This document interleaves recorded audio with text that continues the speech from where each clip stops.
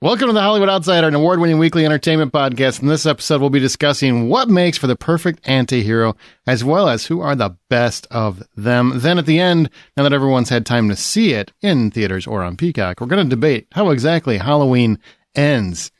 Spoiler alert, it never does. Ever. It's never going to end. Let's get on with the show.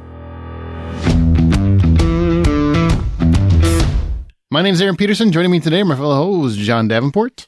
Hey, buddy. Aren't you supposed to be not here this week? I'm not here. Amanda Sink. Hello. Troy Heinrichs, who gives special applause because he's editing this week. What? Yes, I have to make it sound like Aaron's not here. So I'll just cut out all of his parts. I was going to not be here, and then I had some time. If you guys want me to go, I will literally just leave. Could you make like a tree and get out of here instead? I feel like we all like that we don't have Sure, to do Biff. your portion of work, except for Troy. Feels like You it, mean because all of it? I will tell you, nobody jumped on that format idea, really. Some At of us all. had busy weekends, okay? Yeah. Had you actually went to the effort of making the format of what things you would talk about, is there anything that really stood out to any of you over the last week, other than Kevin Spacey being a dumbass. well, besides that, that's just the whole negative. How awesome the Rings of Power finale was. Ooh, that was really good. The craziness of House watched of the it. Dragon. What? Yeah. Oh my god. I haven't picked it back up again. I'm like shame. that with Rings of Power, so I guess we can split the difference and just stop talking. We've Or you know what? literally We can- 5 we weeks in can- a row. We can do this in common and say Andor. Neither one of us has continued to watch. There we go. Wasn't there? Who sent the study? Wasn't there a study on Andor? Yeah, there was a study that said that only really the diehard Star Wars fans are the ones who are watching it, but there's no proof that anybody else are, spending time with Andor. I hear nobody talking about Andor. I think somebody asked me about it, and I said, "Sure, it's fine if you're into that sort of thing." If you're into it, I'm going to check it out at some point. I do want to. I mean, a lot of people have raved about it, critically speaking, but I haven't heard a lot of people that watched it. Well, I think part of the challenge is that everything started to shift to the, every week scenario. And when you get to the every week scenario, like Rings of Power, House of Dragon, it just got to be like, there's just too much to keep up with every week. So some things are just going to I'll just wait till it's done and then I'll binge the whole thing. That's kind of where I was at. I watched the first episode and I'm going to binge it when I have time. I mean, that makes sense. Something else that's really disappointing that nobody seems to be talking about is Midnight Club. Yeah, I haven't heard a lot about that either. Yeah, It's true. I'm hearing nobody talk about. I hear more people talk about The Watcher. That one's getting a lot of raves, but nobody's talking about the Midnight Club. One thing that caught my eye this week is Old Man Yells at Clouds again, because Martin Scorsese, he had another one of his little tirades about cinema and what's art and what's not. He was talking about how our obsession with box office dilutes movies. So I want to quote him because I want to make sure I get everything he said before I make fun of him. He said, since the 80s, there's been a focus on numbers. It's kind of repulsive. The cost of a movie is one thing. Understand that a film costs a certain amount. They expect to at least get that amount back. The emphasis is now on numbers, cost, the opening weekend, how much it made in the USA, how much it made in England, how much it made in Asia, how much it made in the entire world, how many viewers it got. As a filmmaker and as a person who can't imagine life without cinema, I always find it really insulting. Guy, you're doing everything you can to go get $200 million budgets for movies that don't need $200 million budgets. I am tired of Scorsese's nitpicking at fandom because all those things that he's complaining about, box office, capes, he's got a problem with people who wear capes. All of those things contribute to fandom, which keeps movies alive, even the ones you don't like, even the ones you love. So shut up already. You sound like just an old guy on a porch. And he's one of our most revered filmmakers of all time. But I'm tired of hearing the complaints that you don't understand why people are talking about it, so therefore it's insulting. That keeps people talking about movies. What's wrong with that? That's what I ask you. And I think the problem there is that he doesn't understand that as more and more things change, things are going to get a little bit different. I mean, think about NFL, Next Generation Stats, PGA Tour, ShotLink, and all this other stuff that the PGA Tour does. More and more data points give us more and more information on how to track the industry. And yeah, people are talking about box office here, box office in the global, box office in Asia, box office but all of that makes sense because it helps you define your marketing budgets and where you need to market better in certain countries than others, so that you can really decide what a budget for a movie is going to be, so you can make your damn movie, Martin. Shut up and sit down. I really feel like he's so out of touch with reality because he worked so hard to build his career, and he's had that privilege of success that he's just kind of ridden on for so many decades that he doesn't consider anymore that this is still a business and it's information that's valuable to other indie filmmakers and filmmakers who want to figure out if their movie is going to continue, if their franchise is going to move on past the first or the second. Like this, all this information, to Troy's point, this data that's being collected is what helps propel that or can stop it altogether. If you don't have that information, if you're not keeping up with it, then you're kind of setting yourself behind, unless you have a name that's so reputable like Scorsese's, where you don't have to worry about money. So to me, it just comes off really privileged. Yeah, I echo those sentiments, but also along those lines, it's also somebody who hasn't adjusted to the tastes of what people want now. He comes in with this flair of his own storytelling, and yeah, that's all great, but you don't need the kind of budget to make those movies anymore because of how far we've come in technology wise. It rings a lot more of somebody who's upset that they're no longer no longer looked at in the same sort of light they used to be because they're not part of the cool kids. It does come across that way, doesn't it? A little bit like bitter Martin. Yeah, I mean, I know a thing or two about being bitter. That sounds a lot like it to me. Jeez. I always get frustrated when people tell other people what kind of fans they should be or what they should be discussing about. You know what? Whatever they love about movies, it's okay. And by the way, Martin, I've been talking about box office my whole life as long as I've been alive. I used to know like how much every movie that went to a theater made gross wise until global got more involved. Man, I knew what domestic box office was across the. I cared about that. A lot of my friends cared about that. Now, I guess that was the 80s and late 70s, whatever. But still, people are still talking about the thing that you love, and that generates interest. That's not bad. That's fandom. And fandom is talking about whatever is revolving around the thing that you love. And I don't see how any of that's wrong. Any of it's a problem. Plus, it spawned Fantasy Movie League when we used to play that. Yeah, I think that's over. Isn't that over? Yeah. Didn't COVID kill it? It was just sad because it was actually really, really I thought it was a fun game, to be quite honest. I love that. I thought it was a lot of fun. It was really, really smart. Except for the guy in our group who won every single season. Shout out to him for being awesome. But do you know why that guy won? Because he's not friends with Martin Scorsese. That's why. Exactly. Right. That's a good point.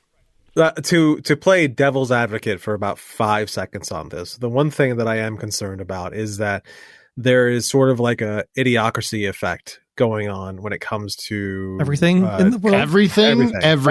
Literally everything. Yeah. So, like, if I were to be on Martin's side of this, the side of it I would be on is that everything serves to the lowest common denominator, and as opposed to serving to uplift or serving to inspire, serving to whatever it is that you want to call it, that Martin's probably more interested in. Everything is serving to the lowest common denominator to hit the highest amount of numbers, and to a degree of its own, it is creating an effect of which people are just being served up absolutely everything they want and not really thinking about it too much. What you're saying is that you want to make a golf score or bowling handicap so that art movies that don't have hundred millions of dollar budgets get a handicap so that everything would be on the same playing field. Is that what you're trying to propose? If you wanted to be on Martin's side? Though I like that analogy because I used to be a pretty good bowler, I really like that analogy. I don't really give enough of a shit to acknowledge it. I just wanted to play devil's advocate for a second to define the other point of view on this that Martin could possibly go to that would still make him look like an a-hole, but maybe an a-hole with a point. I can't be the only one who feels like even hearing when a movie is doing really bad at the box office and we're like, oh, Halloween Ends is a really good example. movies that were supposed to be really successful or we anticipated would be really successful had kind of a falling short of a weekend opening or whatever it may be. It entices me more so to check out that movie because I want to understand why other people are so negative on it and if I agree with them or if I'm misaligned. So for me, it also, even though the numbers may seem negative on appearances, it also makes me want to check out a movie even more. It's called the wreck effect, or what I call the wreck effect, which is, you know, you're driving, you're on the other side of the street and you hear an accident. You want to check that shit out. You fly over there, you're like, oh, that is... Man, I hope everybody's okay, but check that out. You know, it's That's like that. The America's Funniest Home Videos effect. You've seen a guy get punched in the nards 150 times. You're going to watch it 151 times. Okay, well, we're moving past that because we don't have 12 hours. So Harrison Ford is confirmed to replace General Thaddeus Thunderbolt Ross for Captain America: New World Order. One question, and it's kind of, I want to know, one, are you excited? But I also kind of want to know, they decided against recasting T'Challa because they said it was too soon. So why is it okay for Thunderbolt? Okay, so to answer your question, you can't just throw anybody in for Thunderbolt. They found the perfect person to play Thunderbolt. Now, how much work is Harrison Ford going to have to do as Thaddeus Thunderbolt Ross? Who knows? Because for those who don't know, Thaddeus Thunderbolt Ross is the real name for the Red Hulk. So if they're going to do something where General Ross shows up and they're using Harrison Ford, I bet you we're going to see the Red Hulk eventually. So William Hurt played the role originally. He did a fantastic job. However, which makes it nearly impossible to replace him with, except for Harrison Ford exists. And so Harrison Ford can do the voice of a giant rage monster that is a tactician in all red. And I think that'll work out just fine. I mean, isn't Harrison Ford going to be alive by the time this airs? That's also a really good point. So, like, shut your whore mouth. He better don't want him be. to die, but I mean, come on. Like, I need Indy 5. We're already like worried it's a about valid question. Is he going to fall down and break a hip running away from a boulder next June? I mean, stop it. He already couldn't run very well to begin with. Right. This is a good question. Thankfully, I think this role, if he does all the action stuff, is going to require him to be CGI'd a lot. So if that's... I don't think he'll be doing that. I think he's going to be Harrison Ford. He's going to be a guy behind a desk, and then it's going to be a stuntman doing 90% of the work. And then if the Red Hulk does happen to come out, then it's CGI. So literally, it's just going to be him standing still. Right. Barking orders. It's going to be... drinking vodka. Exactly. To answer that question, though, about why it's okay for this, but it wasn't okay for T'Challa, I think it's... And I don't mean that as a complaint. I'm not complaining about that. I think it's because of the impact of that character. Like, that was something that was iconic for the Black community that hadn't had something like that before, where Thunderbolt Ross isn't necessarily as iconic as a character, nor had as much impact in the entire globe the way T'Challa had. Right. And also, that's also true. The passing was very early in his life, considering everything, and there's just so many factors that go into it where I feel like they're trying to be more sensitive because of that reason. Mm-hmm. But even Thunderbolt Ross's last appearance, it was only a couple years ago, so it's not like the time is much different. I think it just is really about the impact of the characters. I think she's actually right about that. It's not like they would actually go around and replace that many characters. Like, would they replace Rhodey again? Yeah, why not? Maybe Terrence Howard's available and he'd probably still do it.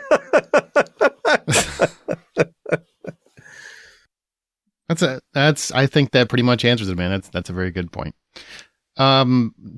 Troy wanted to bring this up. The NFL is going to air every day of the week, it seems, at least during Thanksgivings, because Amazon will now be the home of the NFL Black Friday bout starting in 2023, the season for next year. So I have no idea what this is, Troy. What the hell just happened? Yeah, so, I mean, because Amazon Prime has been such a winner for Thursday Night Football, especially the last 2 weeks. Yeah, great games. Oh, my gosh. It's like, why did we even bother doing this? They the NFL said, hey, Amazon's doing great and they're willing to spread us another check. So let's go ahead and give them another game. So on top of your normal Detroit Lions, Dallas Cowboys bout that you'll see on Thursday while you eat your turkey, after you do all of your shopping on Friday morning, you can sit down and watch another NFL game on Friday afternoon for Black Friday. I think it's just diluting the product at this point. It feels like Star Wars and Marvel at this point. Like NFL is Sunday and maybe Monday night, but Sunday for sure. Anything else in the week, it's overkill, and it messes up the schedule. It messes up the traveling. It messes up the teams. It messes up everything. And I do not like this option.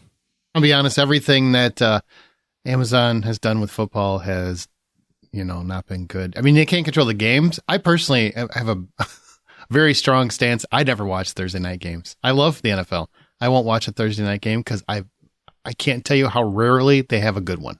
So why waste my time? I'd rather go to a movie, which I usually do, because that's usually the best time to see a new movie is see it on Thursday night. Just so you know. Yeah. Go to the midnight screening it used to be, but now it's like 7 p.m. I'd much rather do that than watch another crappy game. I'd much rather have this game be like on a Saturday. If you're going to do anything, put a Saturday night football game on. Granted, you're competing against college football, but Saturday football would be much better than Thursday football. There you go. They won't do it, though, because of college. Right. Jennifer Salk at Amazon, since we're going to connect the two. And just so you know, I don't know if you realize this, but Troy picked these ones out because they're Amazon related.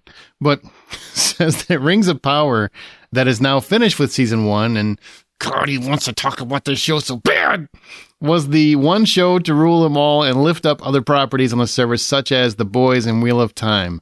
She's saying it done did good. It done did real good. There was 25 million or something compared to The Boys having about 4 million or 8 million, depending on the season for viewership. So it's done really well. And I think even to her point, if you listen to our podcast episodes where Troy and Aaron feud about this show being good or bad or worthy of watching, it's one of those things where, again, sorry, Scorsese, but the numbers are creating conversation for people to talk about. This was such an expensive show. Is it worth the dollar amount? Was it something that everybody should be watching or shouldn't be watching? And there's a lot of conversation that's continuing because of that. Watch it. I mean, if you have any Tolkien background at all, it was really, really good. I mean, is this like the same thing as that? Well, only the true fans are going to get it. No, that's not actually. The true fans are shitting all over it because of all the changes that were made. Also, I'm not a Tolkien person. I couldn't read the books because I can't read 15 pages of what a belt buckle looks like. I'm not even exaggerating. Yeah. So I'm not that big of a Tolkien fan. I'm only okay when it comes to the Lord of the Rings movies. I'm barely okay when it comes to the Hobbit movies. I actually love this in comparison to those two different properties. So it's really good. What is it that you love about it so much then? If you're not necessarily devoted to the story and all of that. Yeah, I mean, all I could think of is the wonderful nap time I've gotten from it. What about you? What did you love about it? Well, the things that I love about it, I love the hints that they're playing at as to why the characters in the previous movies were the way they were. I love seeing where that development came from. I like seeing the layers they added to the orcs or Uruk, whatever you want to call them, depending on what part of the country you're in, I guess. I love there was a game I got to play with it while I was watching it was like, oh, who's this person supposed to be? Oh, is this person or is this person that person? Well, this person just said that. Does that mean that? And I'm not going to ruin anything because the last episode does put a nice little bow on it, but I was really happy with what happened on the last episode, which had so many layers of very cool things to it that I really enjoyed. So many cool things that you would actually question maybe how you thought about the rings themselves even being made and how they come into play. It was fascinating. Mm-hmm. Mm-hmm. Such a cool idea. But I think the bigger thing here is does Ring of Power, because we've been doing this whole game, right? And I think this is what Jennifer was trying to say in her press release, was that, does Ring of Power need to be as big as House of the Dragon for HBO Max? because if Rings of Power can get more people to check out more stuff on the service and lift up the entire service, is that not a win for Amazon? Sure. Versus House of the Dragon standing alone and nobody else watches another thing on HBO Max because Warner Brothers got rid of it anyway. That's not true. That's not true. It's still a very popular channel/app. It is. I still know more people that will watch HBO Max than Amazon Prime by a mile. Which is funny because most of America actually has Amazon Prime and doesn't even know it. Yeah, they don't watch it. They just got it because they get free shipping. And I get it. I do. You need stuff. Stuff is important. But this is great. I mean, this gives something to Amazon to get people in the door, to enjoy the service, to see the great products that are out there, and of course, get ready for Jack Ryan season 3, which is coming soon. Oh, I can't wait for I'm that. so happy.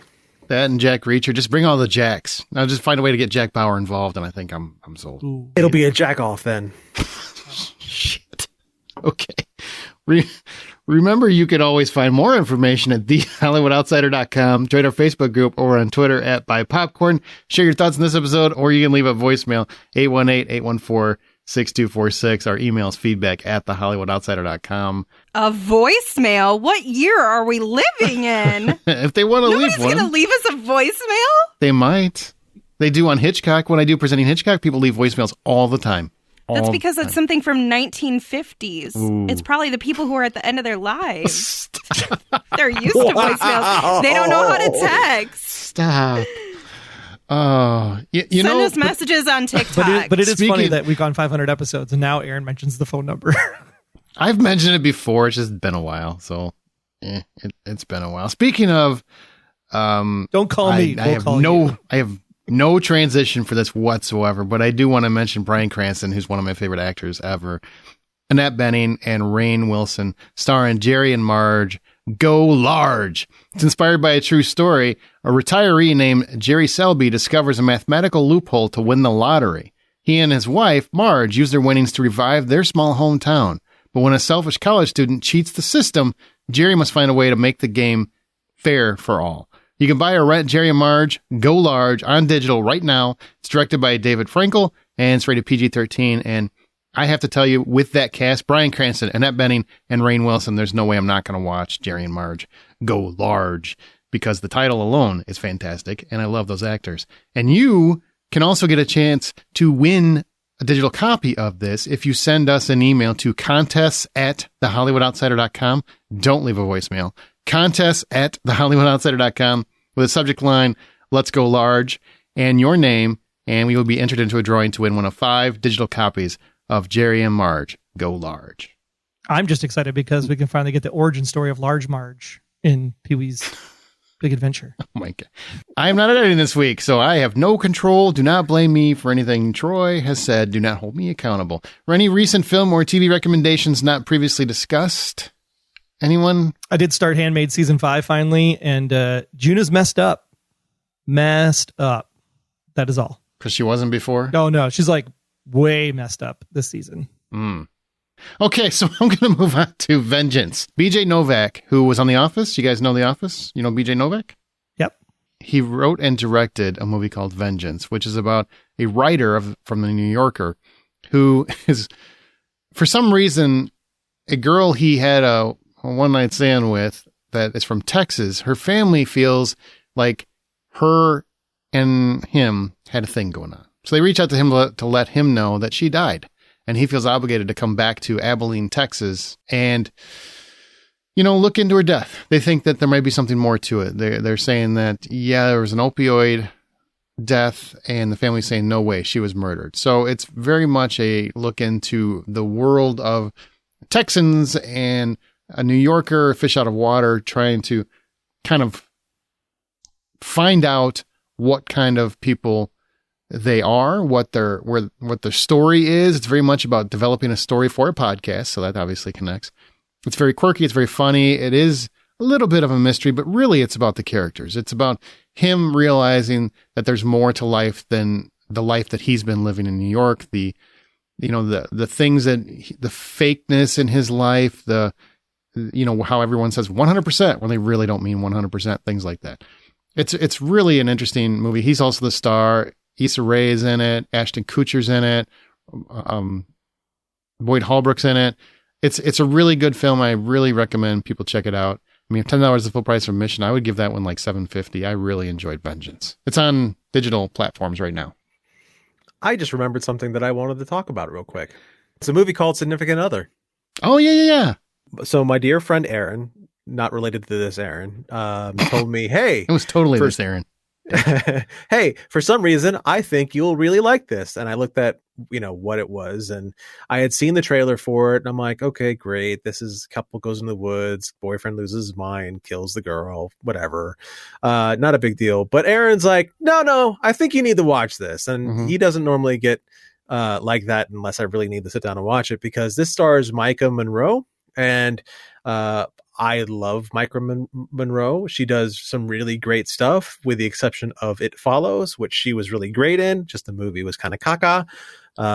And yet here I am watching this great little story about a couple that goes hiking in the woods and having a great old time. I can't tell you much about it because it's got a great twist to it. It's interesting. It's moody. It's well acted, and the guy who plays her boyfriend, Jake Lacy, is amazing. I actually loved him more than Micah, even though she's fantastic. Jake Lacy did so many things that were great and fun, and I really think if you have a few minutes, watch it. It's on the CBS app, Paramount Plus. It's a good time. Yeah, it was a pleasant surprise, because if you watch the trailer, it really looks like a Stalker in the Woods movie, and there's a lot more to it than that. In fact, it's totally different than what you think it's going to be. That's all I want to say about it. But yeah, I'm glad you checked it out, man, because that's a good movie. Yeah, very much so. Fun little Halloween find. All right, let's go to our From the Outside In topic.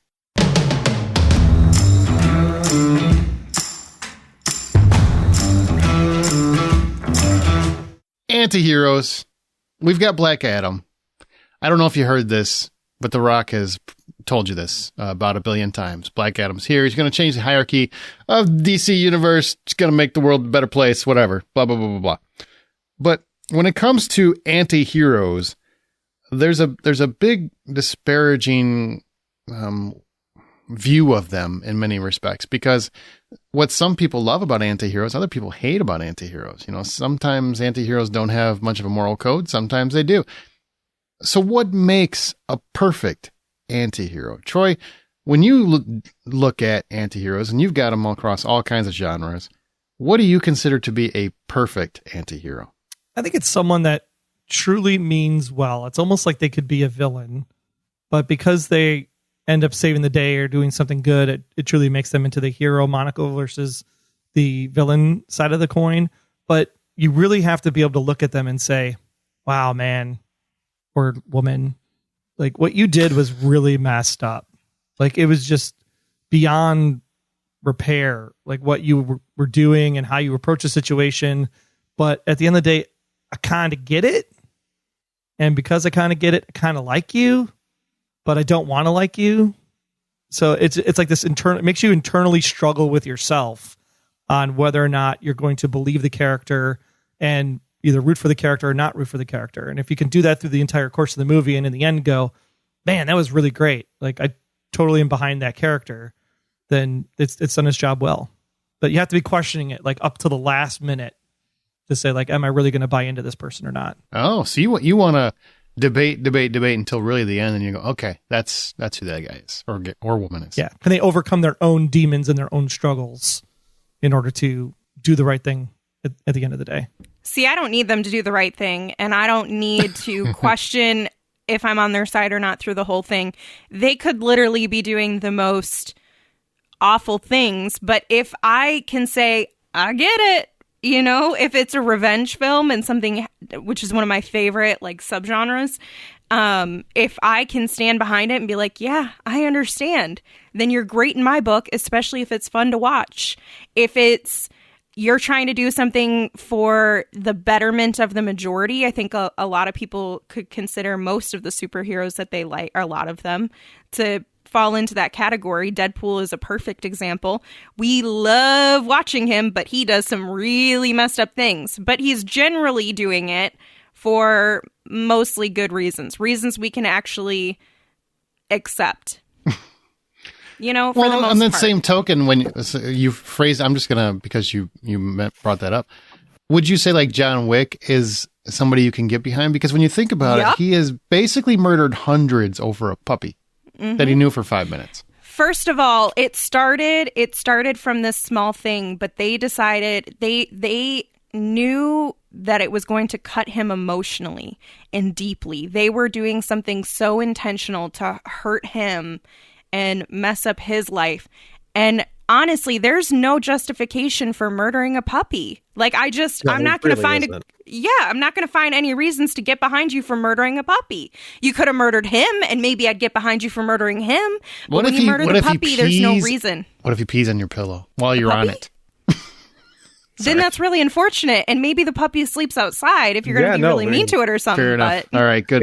That's point. more on that's more on you than it is the puppy. You're right. truly, train it right. You're right. Train it So on paper, when it's just a bunch of words on paper, antiheroes don't do much of anything for me. The concept of them doesn't really do anything much for me.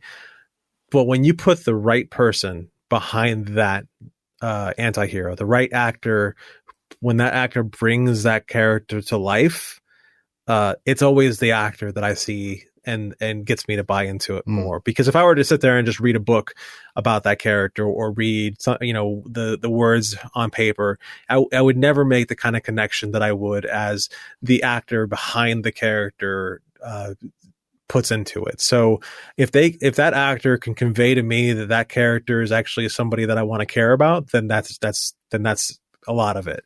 You throw anybody else in the role of Deadpool, you can't do it. You throw anybody else in the role of John Wick, you really can't do it. Even with the puppy sense, like you can't throw anybody other than like with John Wick, Keanu kind of conveys so much emotion in so small space that you really pay attention to him and feel for him.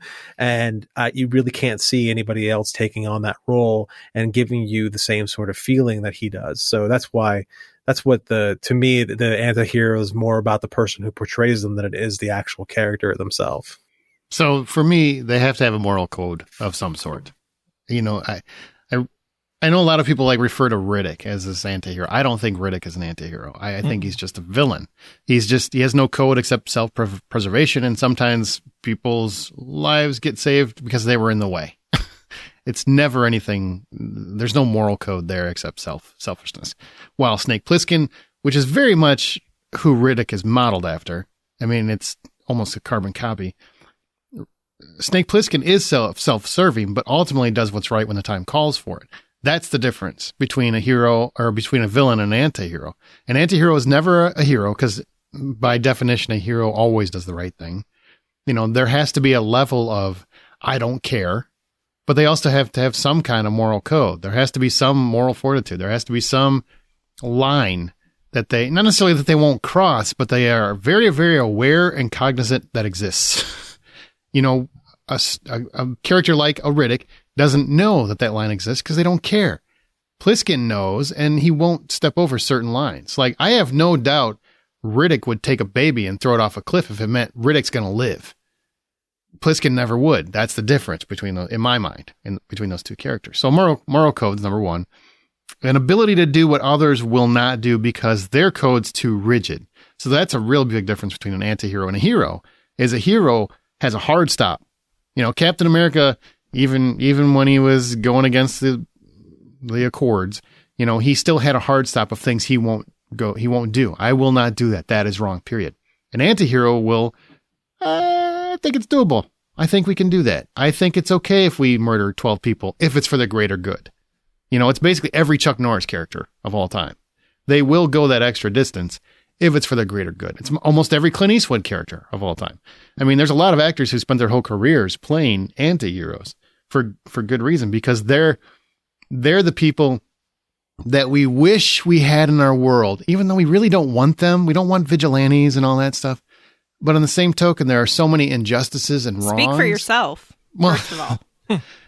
There's so many injustices and wrongs that you wish somebody would come in and fix it and address it, because the rules make it so hard to get things done. You know what I mean? You need Dalton to come in and roundhouse kick some people to the face in order to clean up that bar, because otherwise it's never going to happen. You got to be nice until it's time to not be nice. There you go. And determination to solve whatever dilemma they're dealing with. No time for those rules. That's my perfect antihero. Do you ever have a difficult time rooting for them, Amanda? It sounds like you don't. Hardly ever. Generally, like, if I feel like they're bye. If it's justified, I mean, I get it. Like, it sucks, and it might be me. I might be one of the ones who die, but like, I get it. There's a lot of that. I feel like I'll use Game of Thrones because I was just watching the newest House of the Dragon. There are so many times where there are characters who do really horrific things. In any normal standard, you'd be like, that's a really bad thing to do to someone. But if you understand the context changes things entirely. You might be like, okay, well, I kind of get it, because they're trying to do what's actually going to be best and maybe help the majority of people versus just preserving this one person or something. There's a lot that I can, I don't know, forgive, I guess, for someone if I feel like they're justified, if they're going for justice, if it's for revenge, those sorts of things where I can back you. And if you were really like harmed or destroyed or something like that, and you do something even worse to exact your revenge, I'm literally going to root you on. Go, sister. I'm on board with you. I will hand you I will take part in your quest if I can. That's where I stand. There's an episode of 24 where Jack Bauer is trying to, I don't remember what the mission was. Electrocuted dude with nipples. Mm-hmm. No, not just that one. No, it was the shoot the guy's wife to get him to talk. Yeah, exactly. Yeah. So he has this. He's trying to interrogate this guy who's played by Peter Weller, and instead he shoots his wife in the leg to get him to talk, which he doesn't. What an a-hole. I was okay with that, so I have no problem with antiheroes in entertainment. Because if it's for the right mission, I have no problem with it. I'm a little exhausted by anti-heroes. I feel like we're surrounded by them in every single bit of entertainment. And, I think we need a little bit more Captain Americas out there. Aren't you kind of tired of Captain America? Like, I love Captain America, but I feel like that's what we've had the White Knights for most of our life on Earth until the last probably decade. Maybe 15 years. I disagree. No. The 80s are full of anti-heroes. Yeah, guys 80s, that go out 90s, machismo. Yeah. 80s, 90s, like, the 90s gave us Deadpool. The 90s gave us Punisher. The 90s gave us so many of these characters that everyone's so proud of, and, gung-ho, Lobo, which isn't in movies yet, but we're going to see him eventually. The 90s was like an era in which a lot of these anti-heroes that we're looking at now are strongly like based off of. So it's exhausting to me, because we've become, as a society, we become so many people who look at anti-heroes more often than we do at heroes. Like your reaction, Aaron, was, aren't you tired of that? And no, I think we need more of that. I need flaws, man. I need flaws. I don't want people that just don't have any flaws. Anti-heroes have flaws. Heroes never have any flaws. They're always so Captain perfect. America had flaws. He was a man. Hey, he's my favorite Marvel universe hero that isn't Deadpool. But I don't even, they're not in the same universe. Not yet. So Deadpool's not a hero though either. I love Captain America because he does stand hard and fast, because I try to be like that in my real life. But when I'm watching TV, man, it gets a little tiring when they're, I'm always going to do the right thing. I'm always going to do the right thing. When we live in a world where nobody does the right thing, it feels like. Yeah. Well, I think it's ironic that you're saying that, because to John's point, all of the things that you love. I want to see it more in the real But hold on, world. all the things that you love, especially if you look at the 80s and use Snake Plissken as your example, use Han Solo for Christ's sake if you want. He's not one of my favorites. Indiana Jones is one of my favorites. But they're iconic. Sure, also an anti-hero, I would argue. They're the people who are flawed, and we exist solely, I think, in a society where people are extremely flawed and they try to do the right thing. Sometimes they fail, sometimes they don't.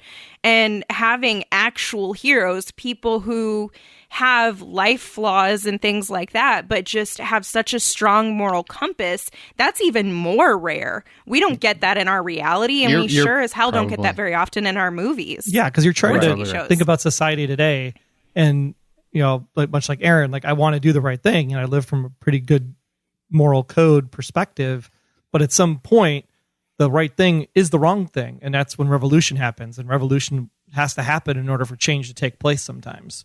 And it's these anti-heroes that are standing up and saying, hey, this is wrong, we got to do it differently, and they're willing to say why not, and they're willing to ruffle some feathers in order to make it happen, because when it happens you're like, hey, this is actually a good thing. I'm gonna leave you with one quick point to think about how influenced our society has become by anti-heroes and how it's been portrayed. And I'm not trying to say that movies and TV shows have created this in our society, but I do think it's become something that people look up to, in certain minds and certain individuals who have their own struggles think that they can become quote unquote heroic, but truly they're more of, I mean, I wouldn't even call him an anti-hero, but they think they're being an anti-hero.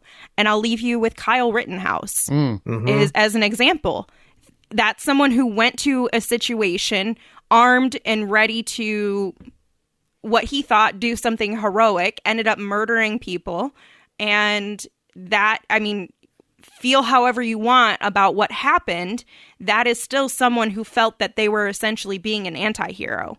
And we have a lot of people who fall underneath that category in society these days, significantly more than people who are just going out there and being heroic, willing to put their lives on the line for literally anybody. I think we have in the real world, we have more just non-heroes. They're just, I wouldn't call them quite villains. Well, they're selfish, self-preservation. I mean, I never in a million years thought I'd call Liz Cheney a hero, but I will now. Anybody that stands up to that kind of nonsense, to flat out, yeah, and I'll say it, flat out lies. Anybody that stands up to that, I admire. Whether I agree with her politically or not, I admire that. But I'm talking like just in entertainment.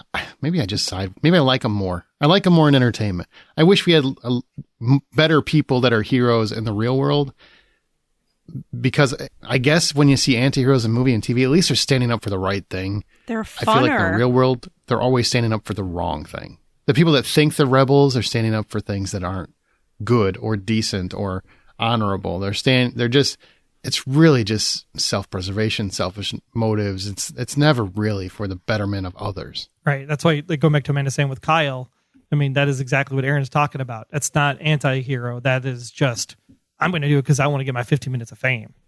That's a completely different way to look at it.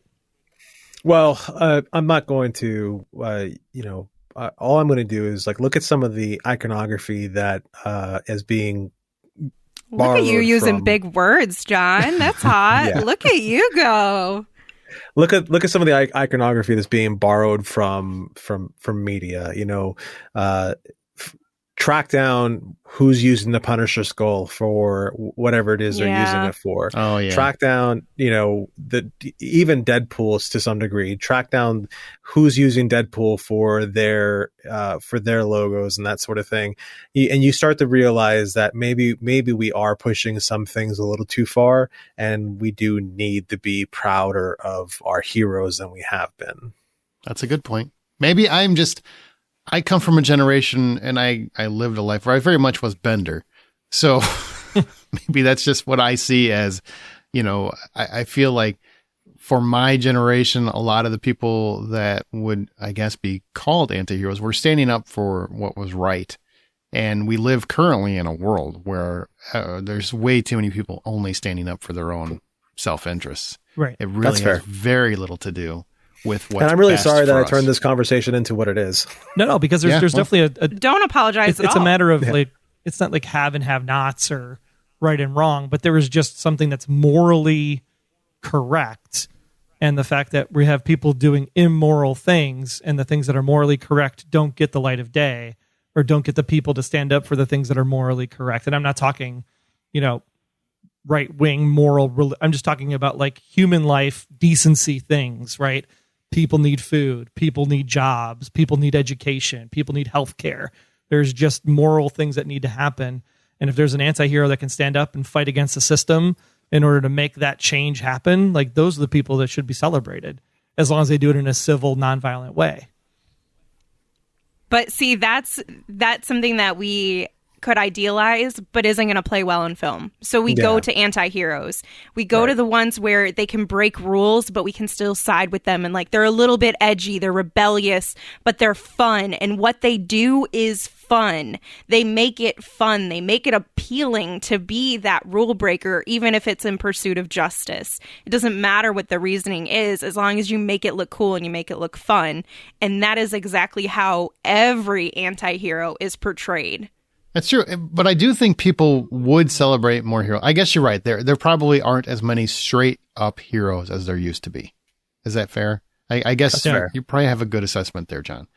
Yeah. Maybe because people have become more interested in nuanced heroes and nuanced villains and everything else. So a lot of villains are kind of going the other way and vice versa.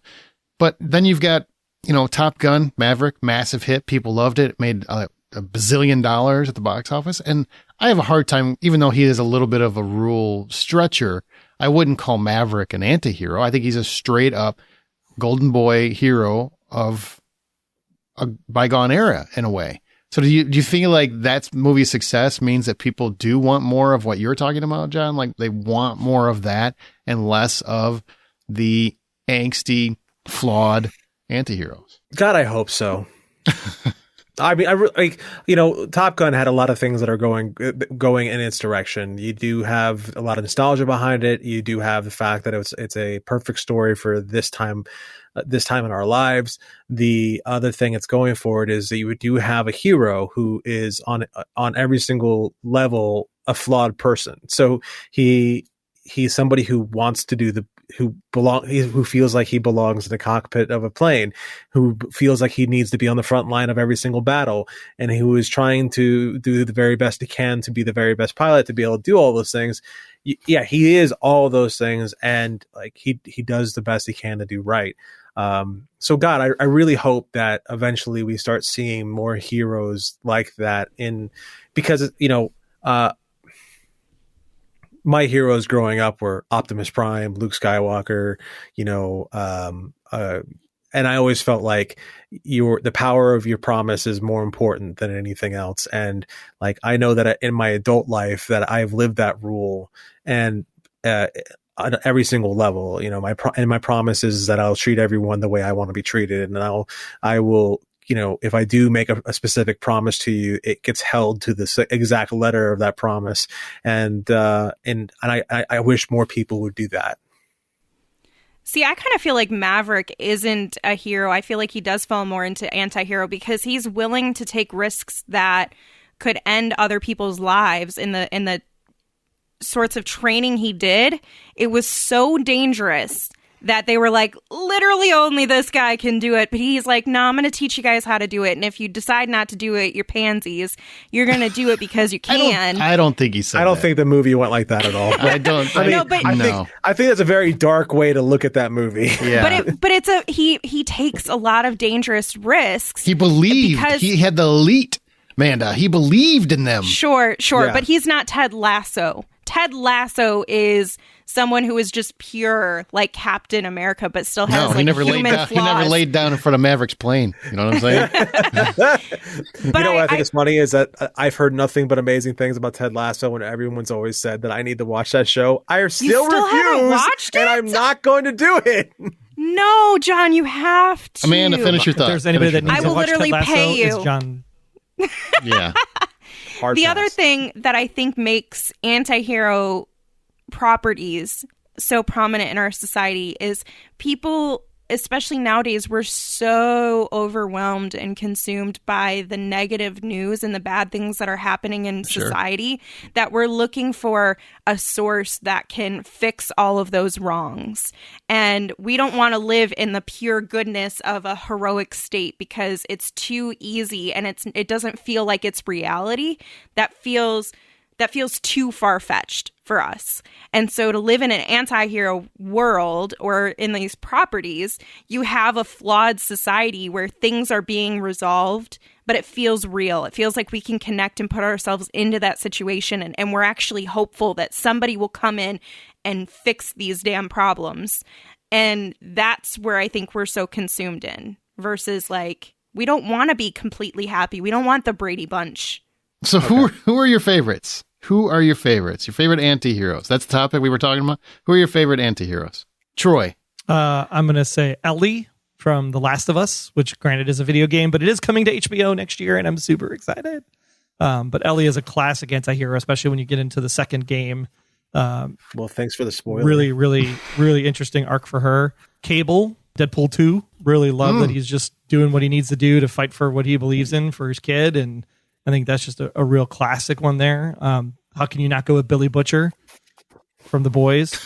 I mean, the dude is like, if I could be Billy Butcher, I totally would, because I think he's just super awesome. And you just want to call everybody the C word? Is that why? No, Urban's just really cool. I just liked him from everything that he acts in, everything that he's done, from Lord of the Rings all the way to The Boys. He's just a great actor, and I love what he does with the character.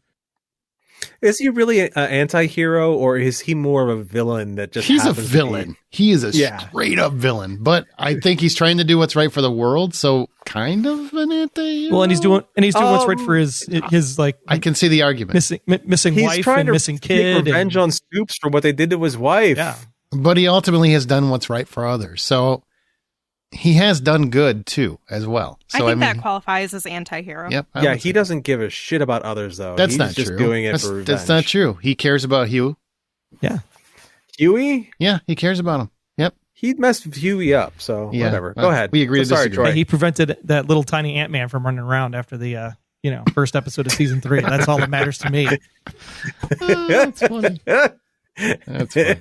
Who else you got, Troy? And then Arya Stark, obviously, starts out as a small child. Don't really think that they're anything, and then it turns into a lethal assassin. Especially when you talk about that season 7 open. I mean, just super badass. Amanda? So first of all, I love the Arya pick. And what I'm noticing through a lot of these choices, just from hearing Troy's list, is that we also, not only do we make a lot of these anti-heroes really cool, but we also make them, and I'm going to take Arya out of that because she's a child, we make a lot of them really hot. We make them attractive. Like, we either want to befriend them or we want to, like, be with them. Frank Castle, the Punisher, great choice.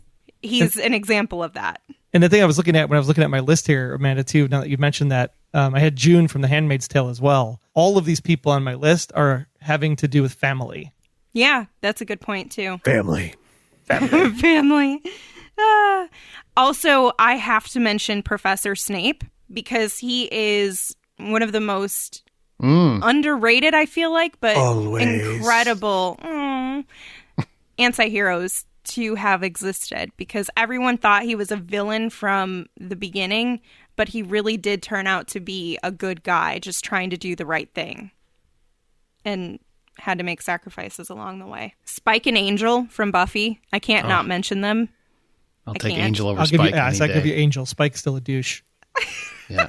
He raped her. He raped her. He's not he's a villain as far as I'm concerned. I honestly don't even count that, because I feel like it was just it was so out of character. Like, they just did a horrible job with the writing for that character. It did not fit. I think that's where Josh's career went off the rails, is when they put Spike in the finale. Elizabeth Salander from The Girl with the Dragon Tattoo. Oh, I love me some revenge, ladies. I really love revenge flicks. So someone like her is iconic for me. Walter and Jesse from Breaking Bad. How do you not root for them, even though they're selling a lot of drugs? Whoa. Hold on a second. I'll give you Jesse. Walter, yes. No, I'll give you Walter. Jesse is what we call a victim. Okay, Jesse that was might be guessing it fair. the whole way. I will never give you Walter. He is not a hero in any way. He is a straight up villain. He's just He it's the starts origin as an story. anti-hero and then he turns into a villain, but he starts Does he turn in into the beginning. it, or was he always one? That's a great question. But I think That's a it great begins debate about the show. Yeah. It is. It starts where he is an anti-hero. He's just trying to make ends meet. But here's the thing, is these circumstances can turn you into a villain. And if you lean too far into your anti-hero-ness and trying to, quote unquote, get justice, sometimes you fall and you get so into it that you are consumed by these bad actions and you become the villain of your story. And that's where Walter sits. But he started as an anti-hero. And so that's kind of where I'm like, the two of them. Anything else? And then John Wick. Oh yeah, definitely. Gotta mention John Wick again. Fair enough. You kill a puppy, you deserve to die. It's just, that's how it is. I'm going to give you two that I think are anti-heroes and I'm going to explain the reasoning. One, the shark from Jaws. You want to come in my land? You deserve to die. What exactly did he do wrong? I mean, if we were in the forest and we took down a deer, would they be villains? I don't know. I mean, it really just depends on your perspective. They could be just hungry. I don't know. He's in the ocean. You're swimming in he's just hunting. That's all he's doing. He's not, except maybe in Jaws 4, that's a straight up villain because he's attacking one family for some reason. But the shark in Jaws, total anti-hero. Because he's got a moral code. He's doing to eat. He's just going to eat. And he'll do whatever he can. He's a survivalist. There you go. Exactly. Another one, similar vein, the Queen Alien. What did she do wrong? You went on a mission to kill her. She did nothing to you. She's just hanging out at her house, and you decided to barge in with a freaking Bill Paxton. That is not a welcome. I would not embrace you either. I would want to kill you and everyone that you came with. Anti-hero. So this is where perspective is really key. Because depending on the way you look at it is how you're going to see and determine who's the anti-hero and who's the villain. Right. Agreed. You think about the war that America has started in many instances, even though we feel justified and we feel like we're doing the right thing because morality and stuff, you look on the other side, there are kids who are, hey, we're not a political podcast. I'm going to sidestep the social justice and go right to, so the Queen Alien shit a bunch of babies out of front, and those babies ate a bunch of people. Again, they were just surviving. So is really the Queen Alien doing anything that a mama bear wouldn't do? Is she really that wrong? I'm like, if you look at it from her perspective, is she really that wrong? She didn't go to Earth and then start eating humans. They went to her house and decided to kill her. So you're really saying that Leonardo DiCaprio was wrong and the bear was actually the anti-hero? Kind of. Well, the bear just wanted to get freaky. Yeah. I mean, you're in the woods. So my other anti-hero, Snake Plissken, I already talked about. Bender, I already talked about him. Malcolm Reynolds, obviously from Firefly / Serenity, one of my favorites of all time. Mila Jovovich in literally everything. Even though I very rarely like the movies that she's actually made, I think she's fantastic as an anti-hero, like always. She's great. It's the movies because she keeps doing them with her crappy filmmaker husband. Ash Williams, we talked about him enough last week, so I don't really need to go into that. Raylan Givens, one of my favorites. The Bride. The Bride. Danny Ocean. Love Danny Ocean. I would definitely call him an anti-hero. He's doing a lot of wrong, but he's also trying to do right. Wolverine. Mm-hmm. And any Sylvester Stallone character. It's probably why I like him. Or Rambo, Van Damme. for sure. Yeah. Oh, God. Cobra. Anything from the 80s. Well, First Blood is one of the best anti-hero films you'll ever see. Because that is a guy that he's literally done nothing wrong except be tortured and punished for his being because they see him as inferior in many respects. And so the training that we gave him is what he reacted with. So it's a total anti-hero. It's such a great movie too. First Blood is a fantastic movie. Doc Holliday, I would put him as an anti-hero because he does ultimately do what's right when it matters. Jack Bauer, of course. I mean, Batman. I think Batman's probably the most famous Yep. anti-hero. Because let's not joke around. I mean, this is a guy who's got severe issues and loves beating the shit out of random people. He's not a hero, but he's an anti-hero because he's ultimately doing it being for bad good. people, though. Of course, never makes a mistake, right? Couldn't just beat the shit out of the wrong guy or woman. Yeah, I'm not going to have this argument with you. And Eric Draven, of course, the Crow. Nobody from Cobra Kai. Well, you know what, Johnny Lawrence. Yeah, I guess you could call Johnny Lawrence He's got a softball team of people as anti-heroes already. You want to throw some more on there? It's like listening to one of your lists, Amanda. Come on. Yeah, it's actually a list. I did research. So you want to say Johnny Lawrence? I think that works. Yeah, 100%. He's an anti-hero. He wasn't until Cobra Kai, though. He was just a villain. Yep, I'll give you that. Yep. All right, how about this for some research? All right, William Defense Foster falling down. I cannot call him an anti-hero. He is an anti-hero. He is. You're talking about Michael Douglas's character, yeah? Yes. No way. No. Nope. I do not find him heroic. I get what you're saying, but there's a lot of, where he's just a flat out racist in many respects. So I don't consider that heroic. Okay. Speaking of racist, my next person on my roster, Derek Vineyard from American History X. That's Edward Norton's character. I still can't go with that one either. He's same vein. Why do you consider him an anti-hero? I'm curious. Well, because he's completely down the wrong road at the beginning of the movie, and then is put in a situation where he has to completely reset his entire way of being, and actually turns it all around. That's a redemption story. I can get behind that as the way that you're posturing it. Okay. Don Draper. He's just a straight up dick. When is he a hero? There's a lot of times in which he actually does the right thing for other people, but he is a straight up dick. Okay. He's still considered the protagonist, so yeah. I feel like he qualifies. What else you got? And my final one is Annalise Keating from How to Get Away with Murder. Oh, that's I've a never good watched pick. that show. That is a really good pick. That was my strongest pick, but Clearly. Yeah, she is. Huh? All my picks are really good. All of my picks are really good, but that was the one that I was like, oh, this is actually the epitome of an anti-hero, because she helps people. That's Viola Davis, right? Basis. Yeah, Viola Davis. Yeah, Viola okay. Davis.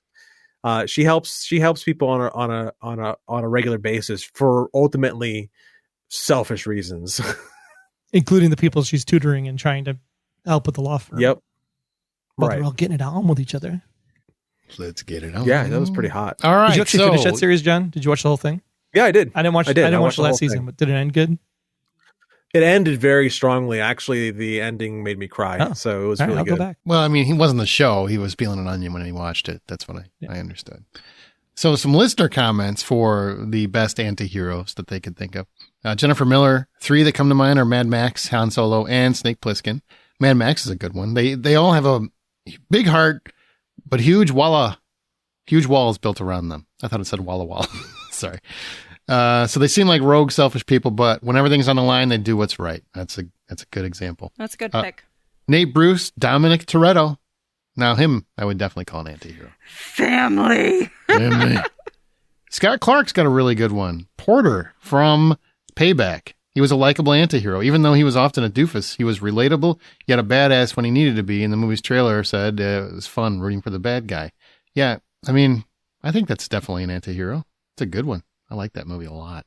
Director's cut, if you can find it at Payback, great. Adam Smith, Jack Sparrow, for sure. For sure. 100%. Andreas Rielsel, I always say his name wrong, so that'll be the 14th pronunciation of it. William Money. That was nowhere near it. William Money, Clint Eastwood in Unforgiven. I can watch this movie any day. It's perfection. William is bad to the bone from start to finish with some hints of a better person he could have been if he made different decisions. But in the end, it all comes down to him turning into the monster he always was to take revenge. And he's still a guy I root for.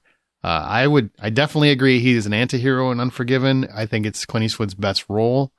And you can see him trying to be a hero the entire movie, and then his better nature just takes over when his friend is taken from him. Oh, brutal scene, but I love it when he goes after the entire bar. Oh, so good. Becky Trumbo, Ash Williams. I know you just did a whole thing on Army of Darkness, so it feels like cheating, but it's always Ash because Bruce Campbell. I can't say it better than that.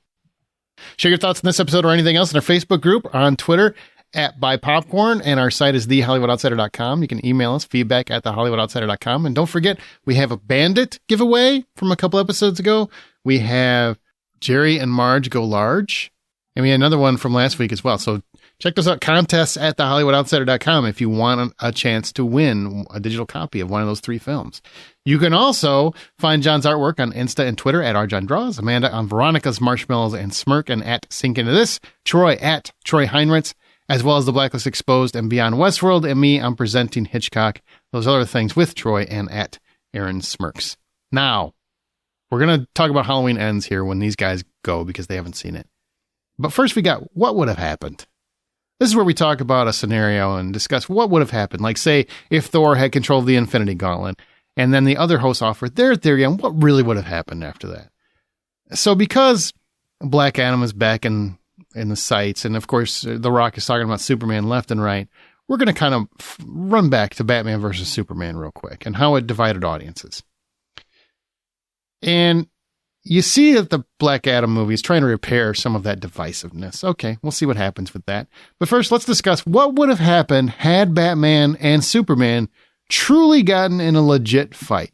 Because nerds have debated this for years, and I'm curious, what do you guys think would have happened? Amanda? In the movie First specifically, and or foremost- like in general? Well, in the movie specifically, but generally. If Batman and Superman actually got in a fight, what would have Like happened? in the comic books versus like it. Oh, in the real... Well, it has to be the really fake world. Okay, I just want to make sure, like, because I have a different. Who cares? Batman, Superman. I have a different, Those are I the have a different options. answer if it's the Batman versus Superman movie, right? Versus It's the movie. We're talking about the movie. I have no idea how you can separate those, but let's have at it. You separate them, the movie. Or just the characters. I don't give a shit. Just go. Define it how you like. First and foremost, we would be out so many good quality memes and jokes over the years. That alone, I feel like, has united many of us, being able to say, Martha! Anyway. I don't feel like that is the penultimate moment that divided audiences, but I do feel like, because I feel like a lot of people agreed that was that movie had moments that were really bad, including their fight. I don't feel like majority of audiences were like, that was perfect. I do think, though, it has created a platform for people to continue to hammer down on DC year after year, movie after movie after movie. And so I think we would have had a lot more success in the releases of the films. And so I'm kind of talking real world here. We would have had a lot more success for some of these films, a lot more backing of them, less bad reviews for movies that didn't even come out yet, things like that. We probably would have been a bit more united on the DC front, but we were already divided to begin with. So it's not like that movie severed the tie between audiences entirely. I got it. Who would win in a fight? You guys are like all over the place. Who would win in a fight? That's all I care about. Halfway through that, I'm like, oh, Amanda totally lost the plot of the question. Okay, so I'll keep, Obviously, I did. I'll keep it simple. If we're talking about Batman versus Superman, Dawn of Justice movie, whatever, nothing would have happened. The movie was still hot garbage. It was the worst Lex Luthor ever. It doesn't matter what happened in the movie. Nobody cared. Martha was the only fun thing that came out of that movie, except for Harry Lennox's character. Harry Lennox's character was really good. Wrong. Troy also lost Movie's the plot. terrible. Yep. But if it, Who would win in a fight? Jesus. If Batman and Superman would have had a fight, nobody would have won. They both would have died, and we would have had much more time for people like Wonder Woman and other people in the entire universe. That it would have been much more entertaining, including Shazam. You think no one would have won? No one would have won. Okay. So this is what would really have happened. I feel like we're doing the freaking ending of Clue here. Are you guys ready? Or, But what if it happened Aaron, this do you way? want to go ahead and But go? what if it happened? Ready, Freddy. Go ahead. All right, so this is what would have happened. If it was going to be a genuine fight between Batman and Superman, you only have two real choices. Batman would first punch Superman, and then Superman would incinerate Batman. Boom, the fight's done. Or Batman will come up, start punching Superman over and over and over again. And because Superman's just sitting there taking it because it just doesn't mean anything, after a little bit, Batman will fall over super dead tired because he can't lift the armor anymore because he just finished trying to punch Superman, and he won't escalate it any further because Superman's not escalating it any further. And then it's a deadlock where you got Batman like, and then finally Superman goes, "Hey, can we go save my mom now?" So you forgot the part where Alfred is super smart, and Alfred actually lined Batman's gloves and cape with kryptonite, and that's how he was able That to. didn't happen. It didn't happen. I don't care. It didn't happen. And even if it did, I don't care. Here's what happened. There would have been a fight between the two of them, and Superman would have taken the hits just like he did in the movie, because that's who Superman is. He's trying to do the right thing at all times. And if he wouldn't stop, then he would just be vaporized. That's it. So he'd be vaporized. He'd be missing. No one would ever see him again. Bruce Wayne would be on a milk carton because they'd be like, I don't understand how Batman is gone and Bruce Wayne's gone too. That's just weird, right? But nobody puts them together because they're freaking stupid. That's what would happen. There's no way Batman stands a real chance when he has zero powers just because he's super smart. I mean, I guess that's how Lex Luthor goes up against him, but nah. Do you really think that Superman would kill him, though? I think he would. At some point, it's like a gnat, right? You keep swatting it away, and eventually, if it doesn't go, you just...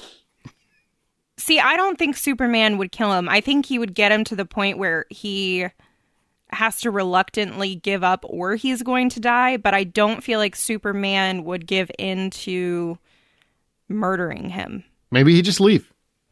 That was the whole point of Man of Steel, which was to show why Superman doesn't kill anyone, because he will ultimately always look for another way.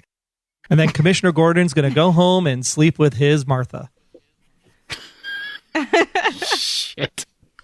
Okay. Well, this game's a lot more fun when everybody stays on task, but you know, it is what it is. So no matter what, when you bring up that movie, I stayed on task. When you bring up that movie, people have to argue about that movie. The movie's a lot better than Troy wants to admit. It's terrible. Especially the ultimate cut. Yeah, the ultimate cut is much better. I could say the ultimate cut was better, yes. But that's not the version I saw in the Chinese Grauman Theater in Hollywood. So, oh, that's why you're upset at it.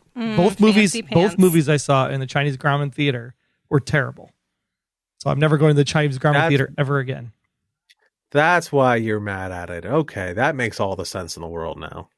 Well, we're going to talk about Halloween and how it never ends here in a second. But do you guys want to say anything in parting? Because only Amanda and I saw this, so we're going to jump into spoilers on this because it's the end of 44 years of Michael Myers. It's not the end. It's going to go on. Yeah. How are they going to make it? How are they making it go on? With the exception of Michael Myers is a virus now. Once you see how this movie actually completes, it'll be very hard to see how they can go on, but they're going to. I agree. But you got to remember, this is the end of the Jamie Lee Curtis part of it. There was still all those other Halloween movies, so they'll just recreate those and make those into multiple sequels and stuff. And we're on Earth 365 here in this Halloween universe, Troy. And we still got to go over there. Troy, say goodnight, Gracie. Good night, Gracie.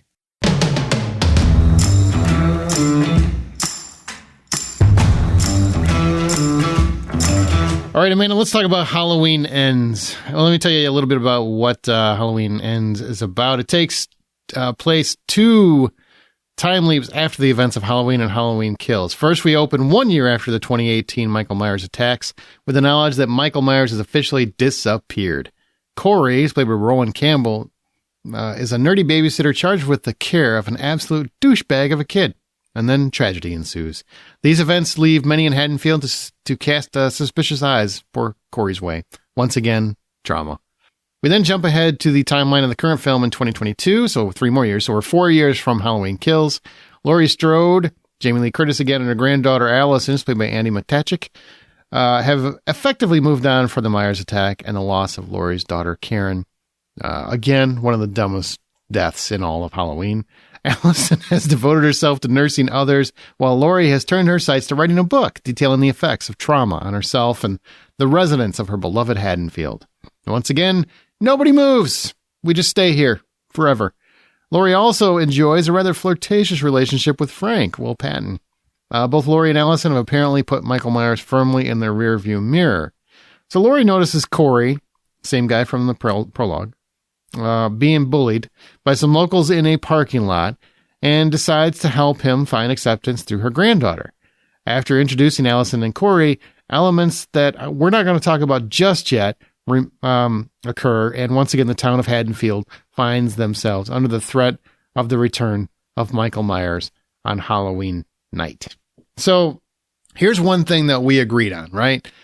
It is nearly impossible to really talk about this movie without spoilers, because of so much of the plot is driven by things that would otherwise prefer to be untold. We agree on this? Yeah, I'd agree with that. Okay. So what I'm going to ask you, we're going to talk about this spoilery. But first I want to tell people that want to know like what you thought of the movie. If $10 is the full price of admission, what did you give Halloween Ends? Just your quick thoughts on it without spoiling anything. I'd probably give it, it's tough to say, maybe 6 or 650, just because it's probably not what you're expecting doesn't mean that I don't think they did a good job in resolving character stories and arcs. I feel like they really paid more tribute to that than focusing on slaughtering, which I think is kind of important when you're creating a conclusion to a story. And so I really like the validation that they're providing to characters and focusing on them as being important to the story, which doesn't happen very often in horror movies. So I liked it. I do think that a lot of audiences are going to struggle with not having as much violence as they're expecting. So what was your score again? I'm sorry. I have to make a decision. I'm going to say 6. Okay. I gave it a 6 as well. I thought that overall, I like anything that takes a different slant. I feel like it's interesting to me that in this movie that was effectively, I mean, granted, it's the 4th film in theory. It felt like the end of a trilogy in many respects. And you have expectations. Everybody walks into that theater or streaming on Peacock with expectations of what the movie's going to be. And they went completely against those expectations. I kind of admire that. I'm also somebody who likes Season of the Witch. So maybe I don't know what I'm talking about. But I like that. I don't think it works in every respect. I think a lot of it doesn't work necessarily. But I at least respect the idea that they were willing to try to go against the grain. Because you know what everybody always says when it's a sequel? Man, it's nothing new. They don't do anything new. They don't try anything new. It's always the same thing. It's the same movie. But on the same token, I understand every single one of those people that think that. Because there is a certain expectation. There is a salt and nostalgia factor. There is a certain prerequisite, I would say, to a Halloween movie that they did not meet. So I am of two minds. I like that they tried something new, but I also understand all the fans that really just loathed what they saw. So I would give it 6. A lot of it 100%. Has to do with what they tried to accomplish. And I like the character of Corey. Now, let's just dive into it. Now, we're going to have spoilers. If you haven't seen Halloween Ends, you don't listen to this part or come back to it. Or if you don't care, then keep listening.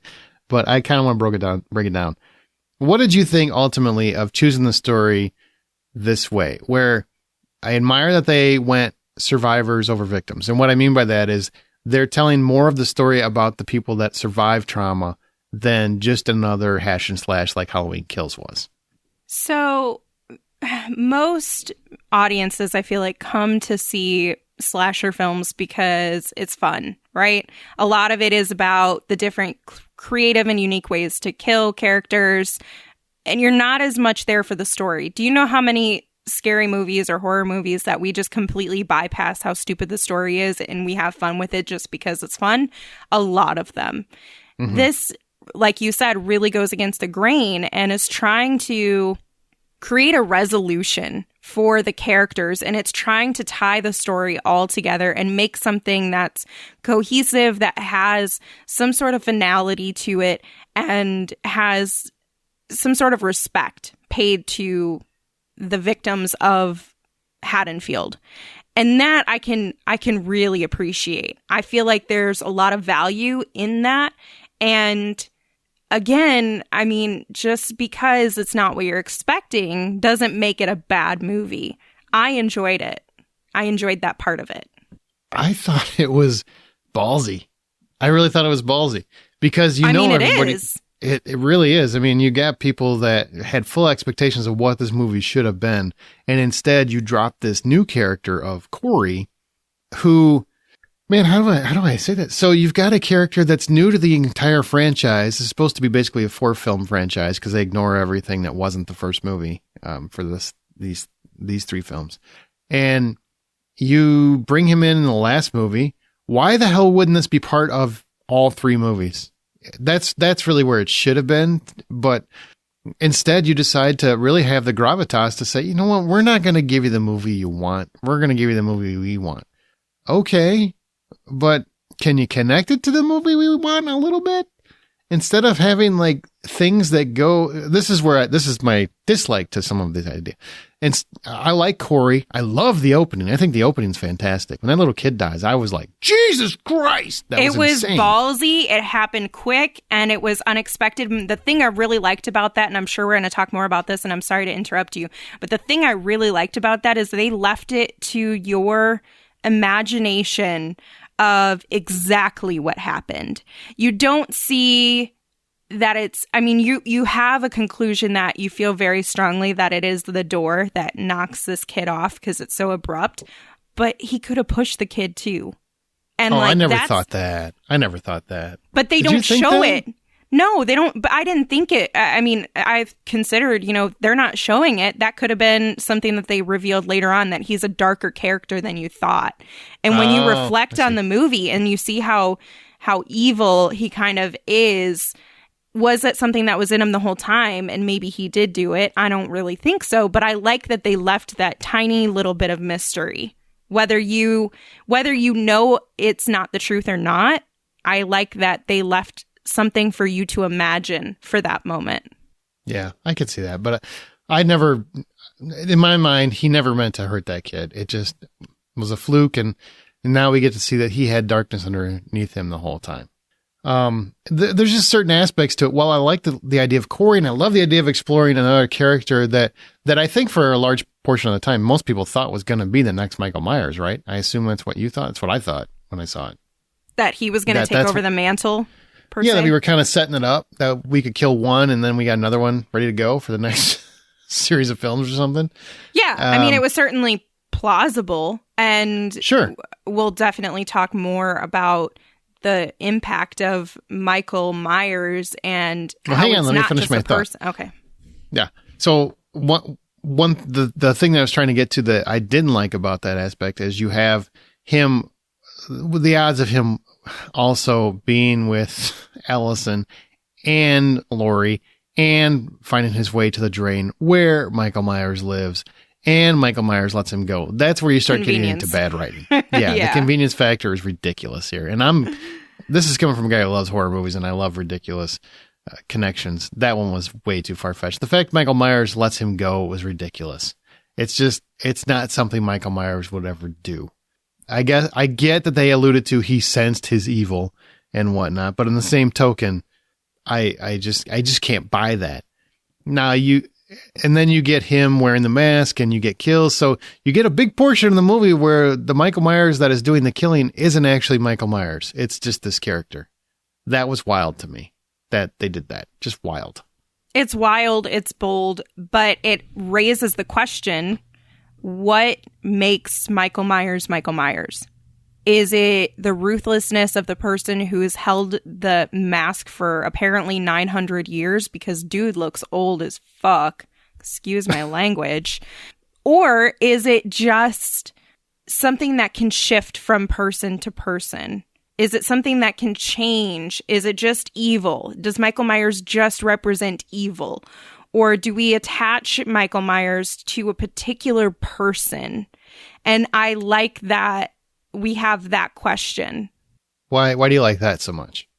I just kind of think that it's an interesting question to pose to your audience of what makes Michael Myers something to be feared? Is it the man in the mask, or is it just the mask? Because in a lot of these movies, it's really, and honestly, I feel like, especially in this quote unquote trilogy or quadrology, I don't know, whatever it would be called. I'm calling it a trilogy based off the first film. That's all. That's the way I look at it. Because, I mean, you've got 3 different endings to Laurie's story if you really look over the course of all the films. But the way that this has been set up for you is that this is not just evil. This is a person who has been consumed by their evil. This is the same person who has come after Laurie for all these years, who has come after Haddonfield all these years. And so even if someone could be as evil as Michael Myers, who could wear that mask and who could murder people, does it have the same effect on audiences? And that's where I feel like the success of this movie lives or dies, because a lot of people, I think, just find that origin of Michael Myers to be what makes him so terrifying, what makes the Shape to be so scary, is specifically that individual and everything he's done over these years. So can any person just throw on the mask and if they slaughter someone become Michael Myers? That's the question. I would say that's a firm no, based on the reactions I've seen from other people. Because, man, boy, are people mad when I'm like, the kills are about the same, so what's the difference? Well, it's not Michael Myers. It's the person. That's what it is it comes to me. That means it has to come down to this person, this 80-year-old man. I don't necessarily agree with that. I think what it comes down to is it's the same problem with the Rob Zombie movies. People don't want Michael Myers to have motivations outside of the ones that have already been established. They want it to be an enigma. They don't want to know his backstory, why he became how he became. Like Corey, they don't want to know how Corey became that way. They just want to know Corey is that guy. Plus, Corey's not really a cool killer name. Where Michael Myers is, we never really understand why he is the way he is, and that's what makes him so terrifying, because we don't understand. He never gives us the inside look at why he's such a maniac. Corey, we know his entire story. That's not as exciting, because it's either you connect or you don't connect. Where Michael Myers, you never can connect because you don't know. It's like a ghost story. You're only going on what someone else told you. It's the boogeyman.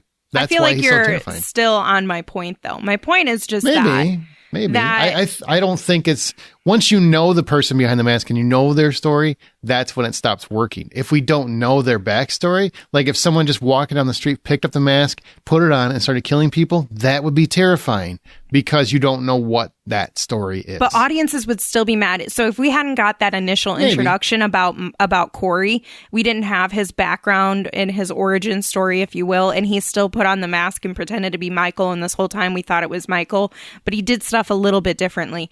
I still think audiences would be pissed and they'd be like, that's not my guy, because he is not the man that we know to be behind the mask. We like to we have some sort of loyalty to this character that we have to follow the path that he's been down, and that's what makes him scary. Is, to your point, all of the things he's done without any real understanding of why, all these decades.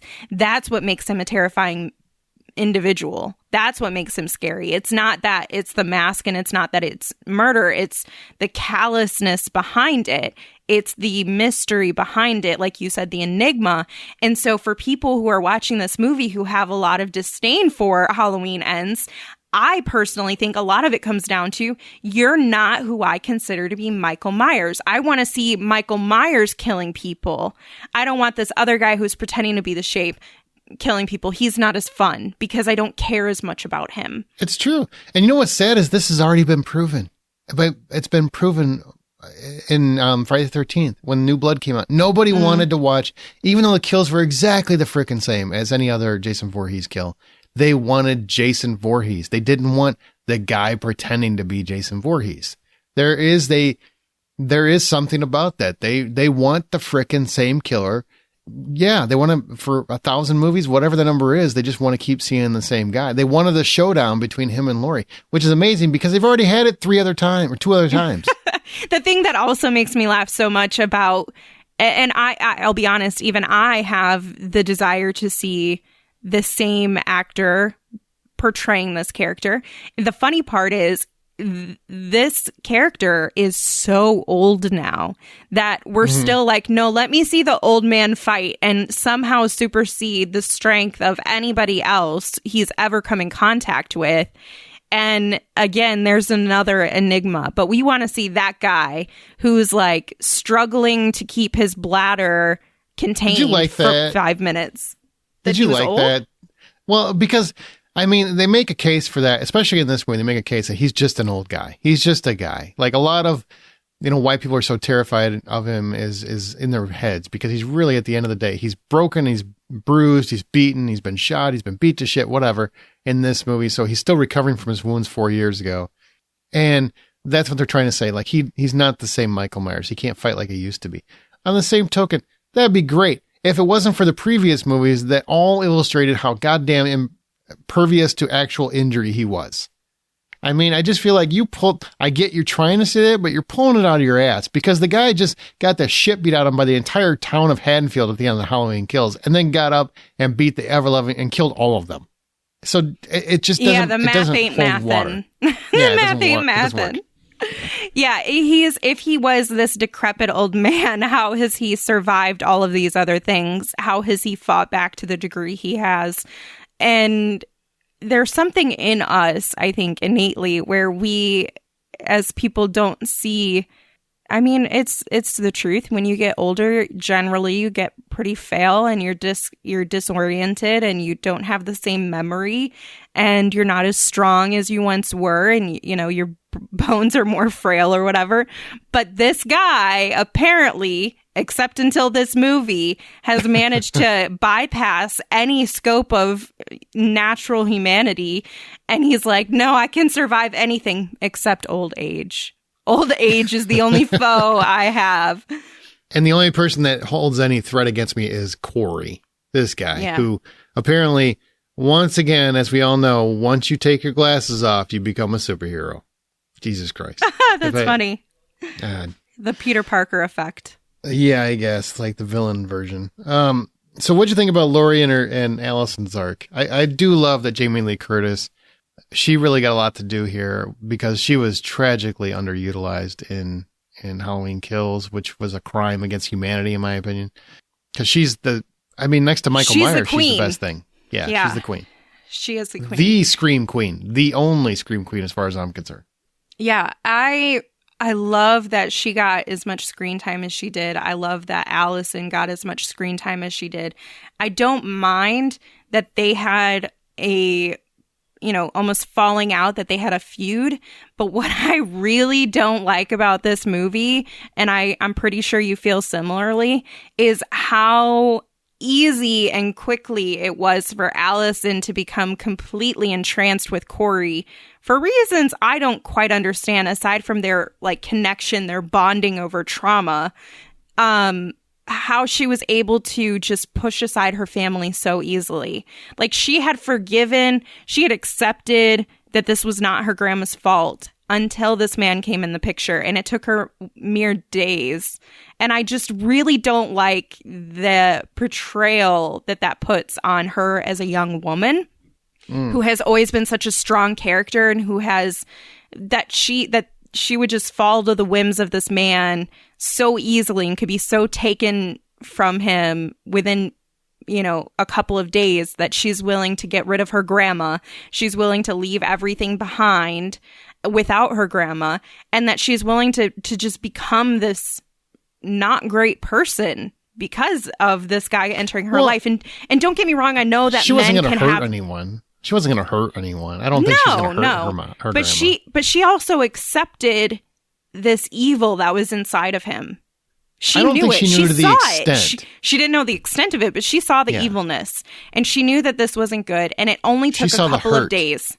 She saw the hurt and the suffering and the judgment because the whole community turned on him, and she felt sorry for him in that way. So I don't think she saw the evil. I think she saw the hurt, the woundedness, the frailty. I think there were moments where she started to see the peak, but she was so smitten by this guy. And there's just something about that rubbed me the wrong way, where I felt like, sure, there could have been something that swayed her more, but she just had always come across, especially with her mom recently passing, she's a family person. So to rip someone in that Strode family away from one another has to be something really significant. And I don't feel like Corey's arc, his character, was enough for me to believe that she would be persuaded against her family that easily. I agree. I don't think she was going against her family, though. I felt like she was just... She was, wanted to get out of that town. To Lori, though, to her grandma, she went at her, she yelled at her, and she was like, this is all your fault. She was right. Like, she was right. I'm sorry, but she was right. Her daughter's only dead because she wouldn't let this go. This is on her in many respects. Should she have let it go by now? I guess, but you got your mom killed, kind of, so I don't know if I'm going to let it go. But she let it go until this guy came around. And that's sure. It's just like, if she had that problem before and then it kind of like ignited something in her that made her like, oh, okay, you know what? Screw this. I'm done. Sure. Then I would feel more like understanding of it. But it just felt so abrupt that so much chaos could ensue in this woman's life from this guy entering after a couple of days. I don't know. So were you bothered by Michael Myers not being Michael Myers, that the killer, up until the very end, Michael Myers, I think, only kills, an old man, and then, he kills Corey, and that's it, right? Yeah, his kill count isn't very high in this movie. It's like 2. Jesus Christ, Corey killed more people than Michael Myers. How do you feel about that? Like, as a fan of, granted, you might like this or that, but as a fan of horror movies, as a fan, like, I can understand all the horror movie fans that are mad about that. Totally. I get it. I missed it. I also missed it in the movie. I felt like I wanted to be creeped out by Michael Myers. And him in a tunnel just did not have the same effect for me. Oh my God. That part was ridiculous. It felt like, I don't know, he's just hiding away in this tunnel and he's just going to grab like the easiest thing in front of him. And can I add, okay, so he's in the tunnel all the time, wearing the mask. He's supposed to be a regular old dude now. What's he eating? Rats? What? Drinking sewage water? Maybe he was sharing food with the homeless guy because the homeless guy knew he was there. Yeah, and he just got sick of him and kills him. So, and why after all that time? The whole drainage thing, God, that was just a bad plot device. And then he's bringing people in there to get him killed, and people are falling. I mean, there's just...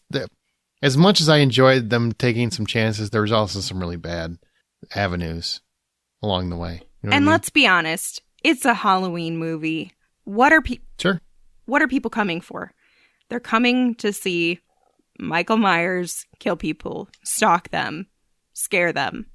And when you don't get that, except for the last act of the movie, pretty much, where he's a scary villain, it feels underwhelming for sure when it comes to that. So I had a buddy that when he was watching this on Peacock, he texted me, he's like, I'm 90 minutes into this Netflix movie. When's it become a Michael Myers movie? Which is pretty funny. That's fair. Yeah, I think that's fair. As much as I enjoyed the chances they took and everything else, and I found overall I enjoyed Corey.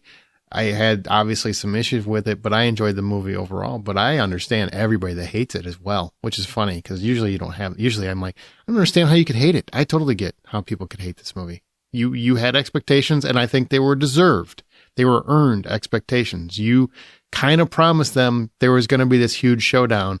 We got it, but only like 10 minutes of it, where I think most people thought we were going to get this cat and mouse movie back and forth of Laurie and Michael, and instead we got this. Also, you spent 2 movies basically cementing the idea that he doesn't give a damn about her, and then in the final 10 minutes, for some reason, he really cares about her, killing her. So it's just like there's some writing that really struggles. But what did you think about the final showdown? We got the final showdown. Jamie Lee Curtis got to just stick it to Michael and stab him everywhere and actually kill him in every which way and almost get killed herself. What'd you think about the actual finale? I was a little underwhelmed with that also. The fight between the two of them, especially because they had given us a glimpse into Michael's age at this point, felt like 2 old people fighting. And it wasn't very scary. But I do love the manner in which he dies and the sense of community that sending him through a meat grinder, a car crusher, really gave them. Yeah. The sense of peace they received from this moment. But I did feel like when they're in that house and Michael and Laurie are up against each other, that it was super underwhelming for not having as much as we did throughout the movie. I was really hoping that would be a huge showdown. But to me personally, how do you top the big fire from the previous movie? Like that was an awesome showdown. I don't know. I mean, here's the thing. For me, it's a struggle. I think H2O had a better finale for Laurie Strode than this one did. Number one, I think it's a better overall movie than this one was overall. Number two, number three, I felt like, I just thought it was overall better. So, but the thing is, like, I've already seen it. I've already seen the massive finale. And I also think the first Halloween 2018 had a much better finale. That was like a perfect finale to this series. In That's fact, what I'm talking about. The fire, where it was just perfect. Oh, that fire. I thought you meant the firefighters and the Halloween Kills. No, where she's like locks him down there and she's like, I'm going to set this place on fire. In fact, here's what I plan on doing for future viewings, right? So every Halloween, I always have to watch Halloween. I usually watch 2 Halloween movies. So what I'm going to do is go through the multiple variations of Laurie Strode, which is I'm going to watch Halloween always. And then the concluding film will be either Halloween 2, watch Jamie Lee there, or maybe H2O, watch Jamie Lee there and she gets to behead him, or Halloween 2018, and then that fire. And that's going to be the endings I go with. Like, those are the multiverse of Laurie Strode. And I'm going to stick with those because even though I know that these exist in this universe, I probably will ignore them. And I'll just go with 2018 because I can make my own damn canon if I want to. Because I think this was a weaker finale to the series than the 2018 was. Mm-hmm. Which is funny because I think I liked this movie better than the 2018 one as an overall movie. But the finale, the last 15 minutes, is eons better. Like, just having all the Strode women come together and defeat Michael was... Yeah. I wish they just would have. You don't need to make the money, man. Just let it go. It would have been so good. That would have been an iconic ending, for sure. 100%. Absolutely. So speaking of ending, I know it's called Halloween Ends, but it never ends. How do you want to see the series continue as you know it well? And if you say Rob Zombie directs another one, I will stop this podcast right here. Cut my tongue out if I ever say that, first of all.